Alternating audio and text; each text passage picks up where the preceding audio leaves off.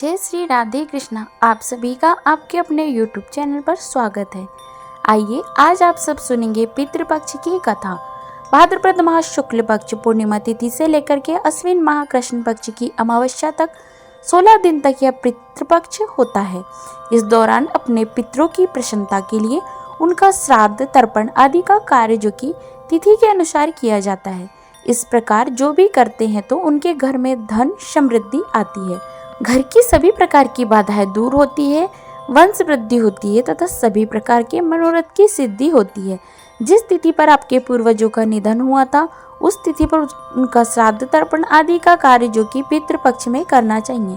श्राद्ध में पिंडदान तर्पण और ब्राह्मण भोजन कराना जो कि अति आवश्यक होता है। तर्पण में काले तिल, जौ और जल से पितरों को अर्घ्य दिया जाता है। यह क्रिया जो कि हर दिन करनी चाहिए। श्राद्ध के दिन ब्राह्मणों को भोजन कराना चाहिए। अगर ब्राह्मण उपलब्ध ना हो तो आप किसी जरूरतमंद व्यक्ति या गाय को भोजन करा सकते हैं। पितृपक्ष के दौरान दान का बड़ा ही विशेष महत्व माना गया है। ऐसे में अन्न, वस्त्र, जूते और अन्य जरूरी वस्तुओं का दान करें। इससे पितरों की आत्मा को शांति मिलती है। इस दौरान घर में सात्विक और पवित्र वातावरण बनाए रखना चाहिए।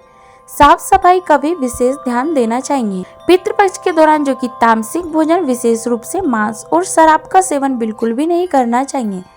इस दौरान विवाह, मुंडन, गृह प्रवेश और नए व्यवसाय की शुरुआत जैसे कोई भी शुभ काम नहीं करना चाहिए। कुछ मान्यताओं के अनुसार पितृपक्ष में 16 दिन में जो कि भाद्रपद पूर्णिमा से लेकर के अश्विन अमावस्या तक इन दिनों में बाल, दाढ़ी, नाखून आदि नहीं काटना चाहिए। नए कपड़े, गहने या अन्य कोई भी वस्तु नहीं खरीदनी चाहिए। इससे बचना चाहिए। भोजन में जहां तक हो सके लहसुन और प्याज का भी प्रयोग नहीं करना चाहिए। घर में शांति बनाकर हमेशा रखनी चाहिए। किसी से भी बहस या झगड़ा आदि नहीं करे, इस चीज से बचना चाहिए। इस प्रकार जो भी पितृपक्ष में इन नियमों का पालन करते हैं इससे पितृ देवता की कृपा प्राप्त होती है, जिससे कि घर की सभी प्रकार की परेशानियां दूर हो जाती है। घर में सुख समृद्धि का आगमन होता है, वंश वृद्धि होती है तथा सभी प्रकार के मनोरथ की सिद्धि होती है। तो आइए आज सुनेंगे पितृपक्ष से जुड़ी हुई 2 कथाएं। पितृपक्ष में यह कथा जो कि अधिकांश क्षेत्रों में सुनाई जाती है। कथा के अनुसार महाभारत के दौरान कर्ण की मृत्यु हो जाने के पश्चात जब उनकी आत्मा स्वर्ग को गई तब उन्हें बहुत सारा सोना और गहने दिए गए। कर्ण की आत्मा को कुछ समझ नहीं आया, वह तो आहार की तलाश कर रहे थे। उन्होंने देवराज इंद्र से पूछा कि उन्हें भोजन की जगह सोने चांदी क्यों दिए जा रहे हैं। तब देवराज इंद्र ने कर्ण को बतलाया। उसने अपने जीवित रहते हुए पूरे जीवन भर सोना और चांदी का ही दान किया, लेकिन अपने पूर्वजों को कभी भी अन्न का दान तक नहीं किया। उन्हें भोजन से तृप्त नहीं किया। इस कारण से भोजन की जगह जो कि सोना ही दिया जा रहा है। तब कर्ण ने इंद्र से कहा कि उन्हें यह ज्ञात नहीं था कि उनके पूर्वज कौन थे और इसी वजह से वह कभी उन्हें कुछ दान नहीं कर सके। इसके बाद कर्ण को उसकी गलती सुधारने का मौका दिया गया और 16 दिन के लिए पृथ्वी पर वापस उन्हें भेजा गया, जहां उन्होंने अपने पूर्वजों को याद करते हुए उनका श्राद्ध करके उन्हें आहार यानी कि अन्न आदि का दान करके ब्राह्मणों को भोजन करवाया, पितरों का श्राद्ध तर्पण आदि का कार्य किया। इन्हीं 16 दिन की अवधि को पितृपक्ष कहा जाता है। दूसरी कथा के अनुसार जोगी तथा भोगे 2 भाई थे। दोनों अलग अलग रहा करते थे। जोगी जो कि धनी था और भोगे निर्धन था। दोनों में परस्पर बड़ा प्रेम था। जोगी की पत्नी को धन का अभिमान था, किंतु भोगे की पत्नी बड़ी ही सरल हृदय वाली थी।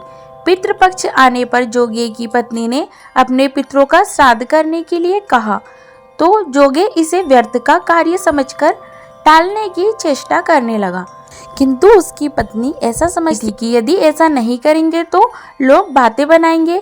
फिर उसे अपने मायके वालों को दावत पर बुलाने और अपनी शान दिखाने का उचित अवसर लगा।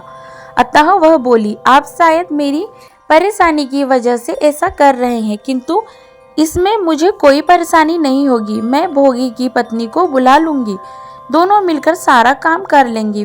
फिर उसने जोगी को अपना पीहर न्योता देने के लिए भेज दिया। दूसरे दिन उसके बुलाने पर भोगी की पत्नी सुबह सवेरे आकर कामकाज में जुट गई। उसने रसोई तैयार की, अनेक पकवान बनाए, फिर सभी काम निपटाकर अपने घर आ गई। आखिर उसे भी तो पितरों का श्राद्ध तर्पण करना था। इस अवसर पर न जोगी की पत्नी ने उसे रोका, न वह रुकी। शीघ्र ही दोपहर हो गई। पितृ भूमि पर उतरे। जोगी भोगे के पितृ पहले जोगी के यहाँ गए तो क्या देखते हैं कि उसके ससुराल वाले वहां भोजन पर जुटे हुए हैं। निराश होकर वे भोगी के यहाँ आए। वहां क्या था, मात्र पितरों के नाम पर आज्ञा दे दी गई थी। पितरों ने उनकी राख को चाटी और भूखे ही नदी के तट पर वापस आ पहुंचे। थोड़ी देर बाद वे सारे पितर जब इकट्ठे हो गए और अपने अपने यहाँ के श्राद्ध की बात करने लगे तो जोगी भोगे के पितरों ने अपनी आप बीती सुनाई। फिर वे सोचने लगे, अगर भोगे के पास सामर्थ्य होता तो शायद उन्हें भूखा न रहना पड़ता, मगर भोगे के घर तो 2 समय की रोटी भी खाने को नहीं थी। यह सोचकर उन्हें भोगे पर दया आ गई। अचानक वे नाच नाच कर गाने लगे, भोगे के घर धन हो जाए, भोगे के घर धन हो जाए। इस प्रकार से नाचने लगे और प्रार्थना करने लगे। सांझ होने को हुई। भोगे के बच्चे को कुछ भी खाने को नहीं मिला। उन्होंने माँ से कहा कि माँ, भूख लगी है। तब उन्हें टालने की गरज से भोगे की पत्नी ने कहा, जाओ, आंगन में हौदी औंधी रखी है, उसे जाकर खोल लो और जो कुछ मिले बांटकर खा लेना। बच्चे वहां पर पहुंचे तो देखते हैं कि हौदी मोहरों से भरी पड़ी है। वे दौड़े दौड़े माँ के पास पहुंचे और उसे सारी बात बतलाई। आंगन में आकर भोगे की पत्नी ने यह सब कुछ देखा तो वह हैरान हो गई। इस प्रकार भोगे भी धनी हो गया, मगर धन पाकर भी वह घमंडी नहीं हुआ। दूसरे साल का जब पितृपक्ष आया तो श्राद्ध के दिन भोगी की स्त्री ने 56 प्रकार के व्यंजन बनवाए। ब्राह्मणों को बुलाकर श्राद्ध तर्पण आदि का कार्य किया, फिर भोजन कराया, उन्हें दक्षिणा दी और फिर जेठ जेठानी को सोने चांदी के बर्तनों में भोजन कराया। इससे पितृ बड़े प्रसन्न हुए तथा तृप्त हुए। इस प्रकार भोगे की सभी प्रकार की गरीबी और दुख परेशानी दूर हो गई। इस प्रकार से जो भी श्राद्ध पक्ष में पितृ पक्ष में अपने पितरों की प्रसन्नता के लिए श्राद्ध तर्पण आदि का कार्य करते हैं, गरीबों को भोजन करवाते हैं, ब्राह्मणों को भोजन करवाते हैं, उन्हें दान और दक्षिणा देते हैं, तो इससे पितृ देवता की कृपा प्राप्त होती है, जिससे कि घर के सभी प्रकार की परेशानियां दूर हो जाती है तथा सभी प्रकार की सुख और समृद्धि की प्राप्ति होती है। तो आशा करती हूँ जानकारी आपको अच्छी लगी होगी। इसी प्रकार से ज्ञानवर्धक जानकारियाँ प्राप्त करते रहने के लिए, व्रत पूजा के बारे में जानने के लिए, कथा को सुनने के लिए अगर आप चैनल पर पहली बार आए हैं तो चैनल को लाल बटन दबा करके सब्सक्राइब करें, साथ में बेल आइकन भी दबाएं ताकि आने वाले वीडियो का नोटिफिकेशन आपको समय पर मिलता रहे। वीडियो को लाइक करें, शेयर करें। सुखी रहे, स्वस्थ रहे। जय श्री राधे कृष्णा। धन्यवाद।